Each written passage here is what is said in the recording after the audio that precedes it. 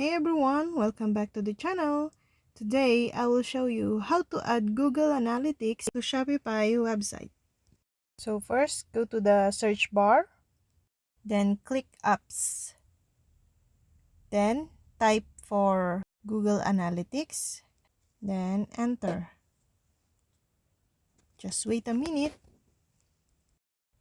and look here, the Google Analytics. So now this is the result. Then back to the home page of your Shopify. Now, go to your online store and select to the preferences. Scroll down and look for Google Analytics. And that's it. Then click here. This is now your Shopify store and the Google. You can now add the Google Analytics to your Shopify store. That's all. For more videos, subscribe to our YouTube channel. Thank you for watching. See you again!